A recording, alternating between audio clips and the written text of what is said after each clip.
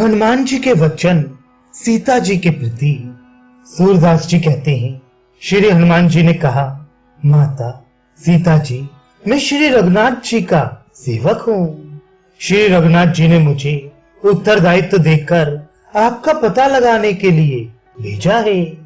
18 पद्म वानर लंका दुर्ग को चढ़ाई करके घेर ही लेना चाहते हैं। नववन सुंदर श्री राम जी ने आपको छुड़ाने के लिए पास ही पड़ाव डाला है। प्रभु आपसे मिलने को उत्सुक हैं। अतः मेरी माता, अब आप चिंता मत करें। मैं तो जन्म जन्म का आपका दास हूँ। मुझ कंगाल से आप अपना शरद चंद्र के समान मुख क्यों फेर रही हैं? सूरदास जी कहते हैं, श्री हनुमान जी ने कहा, माता जानकी, अपने मन में संदेह मत करो। तुम्हारे प्रिय श्री राम लक्ष्मण पास आ गए हैं। अपने प्राण देने की बात क्यों सोचती हो? जामवान, अंगद, सुग्रीव आदि सभी वानर एवं ऋक्ष नरेश आ रहे हैं। उन्होंने मुझे आज्ञा दी कि तुम समाचार लेने आगे जाओ। अतः आप अब कोई चिंता ना करें। रावण के 10 मस्तक काट कर कुटुंब के साथ उसका नाश कर दूंगा और उसके बंधन में जो 33 करोड़ देवता हैं, आपके साथ उन सबको भी बंधन से छुड़ा दूंगा। माता, आप अब मुझे आज्ञा दें। मैं प्रभु के पास जाकर उन्हें आपका कुशल समाचार सुनाऊं और उन त्रिभुवन नाथ को यहाँ ले आऊं। श्री जानकी जी ने पूछा, कपि, समुद्र तो 100 योजन विस्तृत, अत्यंत गंभीर और पार होने में दुष्कर है। तुम उसके पार कैसे उतरे? यहाँ लंका में और वहां मार्ग में भी क्रोध में भरे हथियार लिए अपार राक्षस मारने को तत्पर रहते हैं। इस स्वर्णपुरी लंका का मार्ग भी बड़ा कठिन है। कपिवर, तुम किस आधार से यहाँ पहुंच गए? सूरदास जी कहते हैं, ये सुनकर हनुमान जी बोले, श्री रघुनाथ जी का प्रताप और माता जानकी का पातिव्रत्य, ये ही मेरे लिए नौका और कर्णधार बनी। उनके आधार से अर्थात श्री रघुनाथ जी के प्रताप तथा आपके पातिव्रत के प्रभाव से एक क्षण में मैंने समुद्र पार कर लिया। मुझे आने में देर लगी ही नहीं। यदि आपको मेरा पराक्रम देखना हो तो श्री जनक राजकुमारी जी, आप मेरी पीठ पर बैठ जाएं। जहां आपके स्वामी श्री रघुनाथ जी हैं, वहां मैं आपको ले जाऊंगा।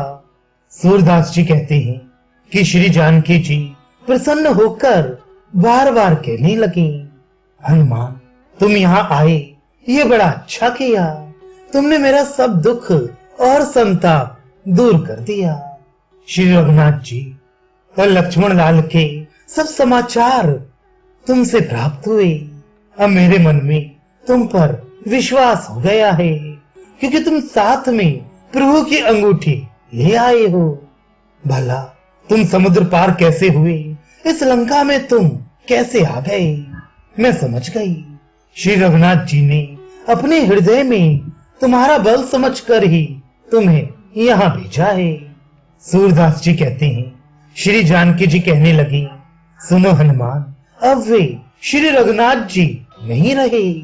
जिन श्री रघुनाथ जी ने मेरे पिता के घर जनकपुर में मेरे लिए शंकर जी के पिनाक धनुष को एक पल में ही तोड़ दिया। जिन श्री रघुनाथ जी ने उलटकर वहीं पर परशुराम जी की दिव्य गति नष्ट कर दी।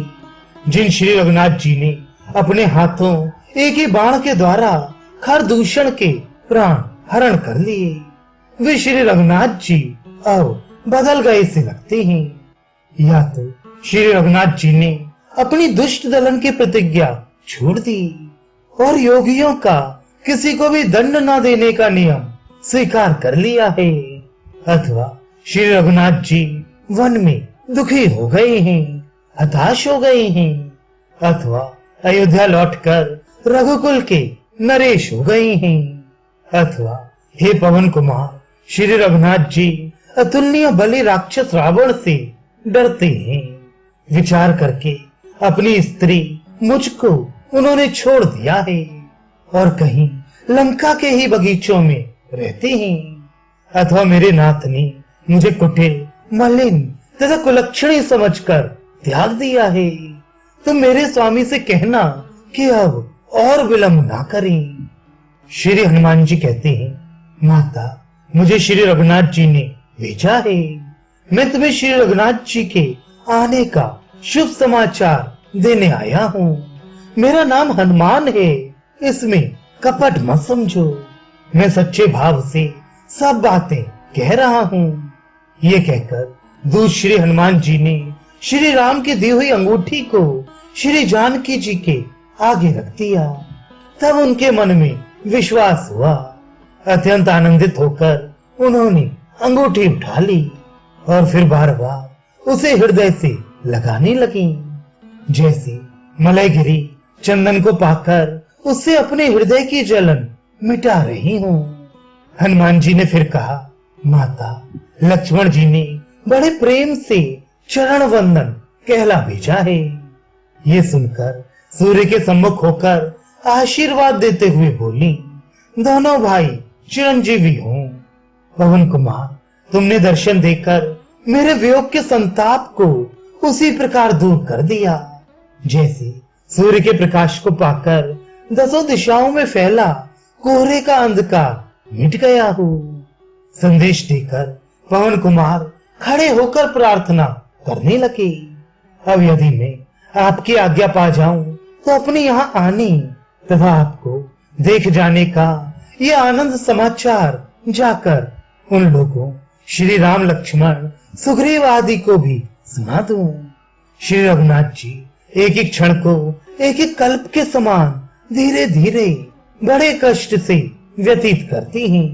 मैं इसीलिए शीघ्रता कर रहा हूँ कि वे कृपा निधान मेरा मार्ग देखते होंगे। रावण को मारकर मैं आपको साथ ही ले चलता और लंका को उलट कर धर देता, किंतु मन में इसलिए संकोच कर रहा हूँ कि मेरे स्वामी की रावण को मारने की प्रतिज्ञा झूठी हो जाएगी। सूरदास जी कहते हैं, श्री जानकी जी ने यह सुनकर कहा, यहाँ की मेरी ऊपर युक्त सब दशा जाकर प्रभु से कह देना। मैं अब और अधिक क्या प्रार्थना करूं? ऐसा करना जिससे श्री रघुनाथ के श्री चरणों के दर्शन कर लूं।